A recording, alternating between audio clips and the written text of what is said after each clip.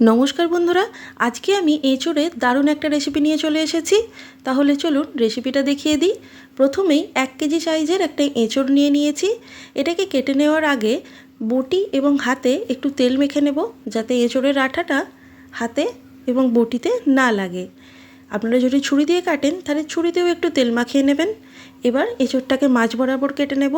যাদের এঁচোড় কাটতে অসুবিধা হয়, আমি যেভাবে কাটছি এই পদ্ধতিটা ফলো করলে আপনারা খুব সহজেই এঁচোড় কেটে রেডি করে ফেলতে পারবেন।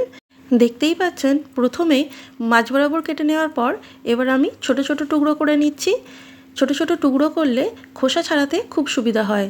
দেখুন কত সহজে এখানে খোসা ছাড়ানো হয়ে গেল। এবার মাঝের অংশটা বাদ দিয়ে দেব আর এঁচোড়টাকে ডুমো ডুমো করে কেটে নেব।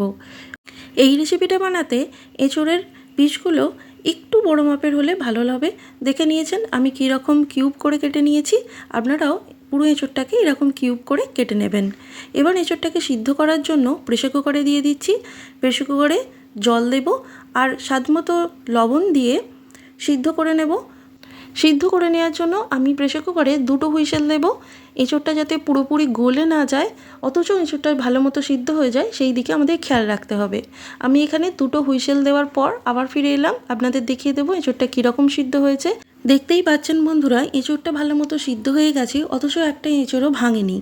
এবার সিদ্ধ করা এঁচোড়গুলোকে আমি একটা বাটিতে নিয়ে নিয়েছি আর এর মধ্যে 50 গ্রাম কর্নফ্লাওয়ার আর 50 গ্রাম বেসন দিয়ে দিলাম।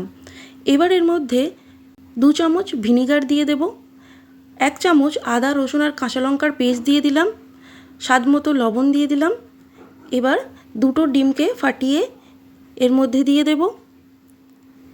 2টো ডিম দেওয়ার পর এবার সামান্য একটু হলুদের গুঁড়ো দিয়ে দিলাম। এবার সমস্ত উপকরণগুলোকে হাতের সাহায্যে ভালো করে মেখে নেব। এইভাবে ম্যারিনেট করে আমাদের 15 মিনিটের জন্য রেখে দিতে হবে। এখন চলুন সবজিগুলোকে আপনাদের দেখিয়ে দিই। আমি এখানে 300 গ্রাম ক্যাপসিকামকে চৌকো করে কেটে নিয়েছি, 250 গ্রাম পেঁয়াজকে এইভাবে কিউব করে কেটে নিয়েছি, 250 গ্রাম টমেটোকে আমি মিক্সিতে বেটে পেস্ট বানিয়ে রেখে দিয়েছি। এবার 8 থেকে 10টা কাঁচা লঙ্কাকে মাঝখান থেকে চিড়ে নিয়ে নিয়েছি, সাথে একটা গোটা রসুনকে খোসা ছাড়িয়ে নিয়ে নিয়েছি। রসুনের পরিমাণ 20 গ্রাম রয়েছে। এবার ওভেনে একটা কড়া বসিয়ে এর মধ্যে দিয়ে দেব সর্ষের তেল। তেল ভালো মতো গরম হয়ে এলে এর মধ্যে ম্যারিনেট করে রাখা এঁচোড়গুলো এক এক করে দিয়ে ভেজে নেব।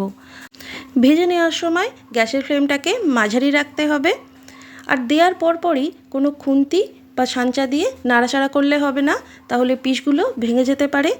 একদিক হয়ে এলে তারপরে এগুলোকে উল্টিয়ে দিন, তাহলে সব দিক সমানভাবে ভাজা হবে।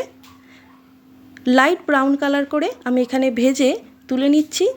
দেখুন কত সুন্দর হয়েছে। আপনারা এইভাবে ভেজেও এটাকে খেতে পারেন, দুর্দান্ত স্বাদ হয়।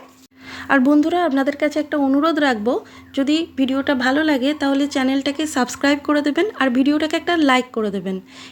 এখন ওভেনে একটা প্যান বসিয়ে আমি তার মধ্যে যে তেলে এঁচোড় ভেজেছিলাম সেই তেলটাকেই দিয়ে দিয়েছি। তেল গরম হয়ে এলে এর মধ্যে রসুন দিয়ে দেব। রসুনের কোয়াগুলোকে অল্প একটুখানি থেতো করে দিতে হবে, তাতে রসুনের যে ফ্লেভারটা সেটা খুব সুন্দর আসবে। হালকা ভাজা হয়ে এলে এবার এর মধ্যে পেঁয়াজ দিয়ে দেব। পেঁয়াজ ভাজার সময় গ্যাসের ফ্লেমটাকে হাই রাখতে হবে। পেঁয়াজটা এখানে পুরোপুরি ভাজা হবে না, হালকা একটু ভাজা হবে। দেখবেন একটু পেঁয়াজটা সফট হয়েছে, এই সময় কেটে রাখা ক্যাপসিকামগুলো দিয়ে দিতে হবে। আমি এখানে কেবলমাত্র গ্রিন ক্যাপসিকাম ব্যবহার করেছি, আপনারা চাইলে রেড বেল পেপার এবং ইয়েলো বেল পেপারও দিয়ে দিতে পারেন। এবার ক্যাপসিকামগুলো পেঁয়াজের সাথে আরও 2 মিনিট ভাজা হবে। অল্প ভাজা হয়ে এলে এর মধ্যে কেটে রাখা কাঁচা লঙ্কাগুলো দিয়ে দেব। আমি এখানে কাঁচা লঙ্কার পরিমাণ 8 থেকে 10টা দিয়েছি, আপনারা যেরকম ঝাল পছন্দ করেন সেই অনুযায়ী কাঁচা লঙ্কার পরিমাণ কম বা বেশি করতে পারেন। এবার এর মধ্যে আমি দিয়ে দিয়েছি আদা রসুন আর কাঁচা লঙ্কার পেস্ট, এটা 1 চা চামচ দিয়েছি। এখন আমি এর মধ্যে টমেটো পেস্ট দিয়ে দিচ্ছি। টমেটো পেস্ট দিলে গ্রেভিটার স্বাদ অসাধারণ আসে। রান্নাতে টমেটো কেচাপের থেকে টমেটোকে এইভাবে পেস্ট বানিয়ে দিলে গ্রেভির স্বাদ আরও ভালো হয়। টমেটোর কাঁচা গন্ধটা চলে যাওয়া পর্যন্ত এখানে কুক করতে হবে। এবার এর মধ্যে দিয়ে দেব হলুদের গুঁড়ো, হলুদের সাথে দিয়ে দেব লঙ্কার গুঁড়ো। আপনারা চাইলে কাশ্মীরি লঙ্কার গুঁড়োও ব্যবহার করতে পারেন, তাতে কালারটাও খুব সুন্দর আসবে। এখন আমাদের যতক্ষণ না এই গ্রেভিটা থেকে তেল ছাড়ছে ততক্ষণ এটাকে কুক করে নিতে হবে। একবার এটাতে তেল ছেড়ে দিতে শুরু করে দিলে তখন এর মধ্যে দিয়ে দেব নুন, সয়া সস, এটা 2 চা চামচ দিয়েছি। এখন দিয়ে দিচ্ছি গ্রিন চিলি সস, এটা 4 চা চামচ পরিমাণ দিলাম। এবার দিয়ে দিচ্ছি টমেটো কেচাপ, এটা 3 চা চামচ পরিমাণ দিয়েছি। এবার সমস্ত উপকরণগুলোকে ভালো করে মিশিয়ে নেব। এবার 2 থেকে 3 মিনিট আরও কুক করার পর দেখতে পাবেন গ্রেভি থেকে খুব সুন্দরভাবে তেল ছেড়ে দিতে শুরু করে দিয়েছে। দেখুন কত সুন্দর এখানে তেল ছেড়ে দিয়েছে। এবার এর মধ্যে একটা সিক্রেট উপকরণ দিতে হবে, যেটা দিলে আমাদের গ্রেভির থিকনেস খুব সুন্দর আসবে। 2 চামচ কর্নফ্লাওয়ারকে জলে গুলে এর মধ্যে দিয়ে দিন, এতে গ্রেভির থিকনেস যেরকম রেস্টুরেন্টে হয় ঠিক সেই রকম হবে। এবার এর মধ্যে অল্প পরিমাণ জল দিয়ে দেব, আর জল দিয়ে একটু নাড়াচাড়া করে এটাকে ঢাকা চাপা দিয়ে 2 থেকে 3 মিনিট কুক করে নেব। 2-3 মিনিট পর আবার ফিরে এলাম। দেখুন আমি এখানে ঢাকা খুলে নিয়েছি। গ্রেভির কালারটা দেখতেই এখন অসাধারণ লাগছে। এবার এর মধ্যে ভেজে রাখা এঁচোড়ের পকোড়াগুলো দিয়ে দেব। এবার ভালো করে এটাকে মিশিয়ে দিতে হবে। আপনারা যদি শুকনো শুকনো খেতে পছন্দ করেন তাহলে জলের পরিমাণ আরও কম দিতে পারেন।